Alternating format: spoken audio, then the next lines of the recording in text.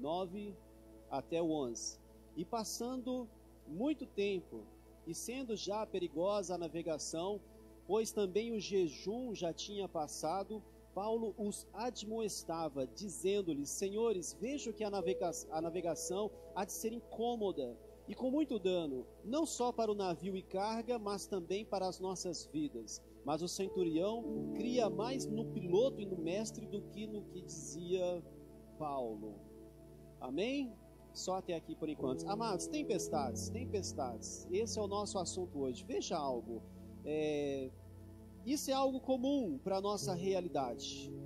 É algo que eu e você vamos enfrentar de um jeito ou de outro, de uma forma ou de outra. Algumas tempestades em nossa vida somos nós quem buscamos. Isso é bem verdade também. A exemplo de Sansão, que tinha uma orientação da parte de Deus de que ele não deveria se envolver com certas coisas, mas ele conscientemente se envolve. Então ele chama para si um contexto de tempestade. Existem também tempestades, amados, que são aquelas que Deus tem um propósito específico. Então existe uma permissão de Deus e elas vêm sobre a nossa vida para que haja um propósito específico, para que Deus seja glorificado. Entenda, aquelas tempestades que Jesus acalmou enquanto os discípulos estavam atravessando um mar ou outro mar, e de repente vem a tempestade e eles ficam naquela aflição e Cristo vem e acalma, e isso hoje serve para a edificação da minha fé e da sua fé.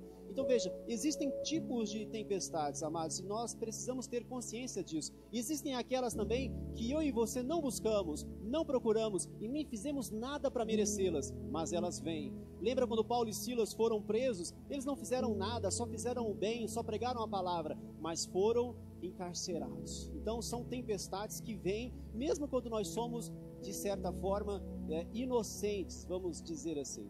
Amados, tempestades, elas vão surgir na nossa vida de um jeito ou de outro. Hoje nós vamos tentar pontuar aqui de um modo rápido três visões a respeito da tempestade. Primeiro, como não entrar nela. Mas talvez você diga: pastor, eu já estou na tempestade, eu já entrei na tempestade. Então tá bom, nós vamos falar de como que você deve lidar no meio dela. E o que é o mais importante, nós vamos falar sobre como que você vai sair dela. Tudo isso com base nesse texto de Paulo aqui e nessa tempestade que ele viveu. Todos se lembram desse texto? Paulo, ele ia até Roma para poder chegar até César. Esse era o desejo de Paulo e era o propósito de Deus. Então ele vai para uma embarcação, numa viagem super longa, e no meio da viagem eles se deparam com uma enorme tempestade. E aí tem toda uma história no meio desse contexto, e nós vamos falar devagarzinho a respeito disso. Primeiro ponto então: como não entrar em uma tempestade? Seria bom, não é, amados, se nós tivéssemos a receita disso. Como não entrar em uma tempestade? Porque por mais que elas acabam vindo, eu acho que nós conseguimos diminuir a quantidade delas ou a intensidade delas na nossa vida, se nós soubermos, amados, como não entrar em uma tempestade. Então o primeiro ponto, com base no nosso texto aqui, é: não ouça, veja bem, não ouça a opinião ou a voz dos especialistas. Nós temos um único conselheiro em nossa vida, e ele se chama Deus, se chama Cristo. Ele é o nosso conselheiro. Não ouça a voz dos especialistas. Como assim, pastor? Nós temos 2 versos que diz o seguinte: Paulo observou que a tempestade estava no horizonte, e ele, ecoando a voz do próprio Deus, ele disse: não convém que a gente vá, convém que a gente fique.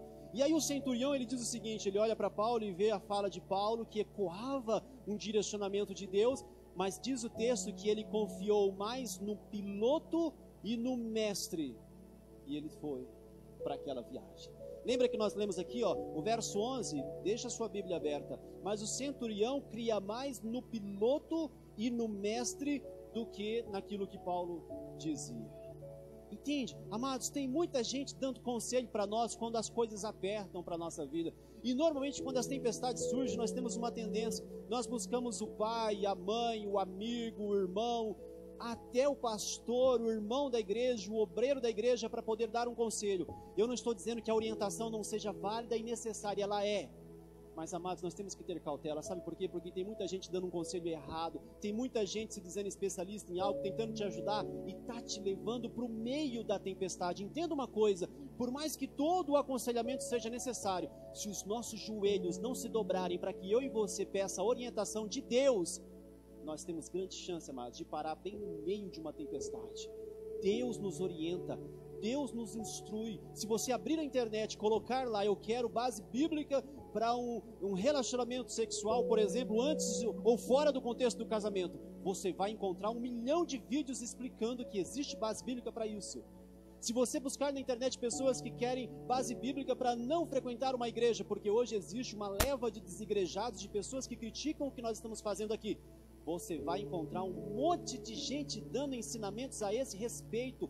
Tem ensinamento para tudo, amados. Tem ensinamentos para tudo. Mas entenda, eu e você precisamos de uma orientação. Deus, Jesus, a palavra de Deus, a nossa oração, a nossa comunhão, é isso que nos orienta. E é isso que vai fazer com que eu e você não vá de encontro a uma tempestade. Então lembre disso, não ouça a voz dos, entre aspas, especialistas. Tenha cuidado com isso. Tenha cuidado com isso.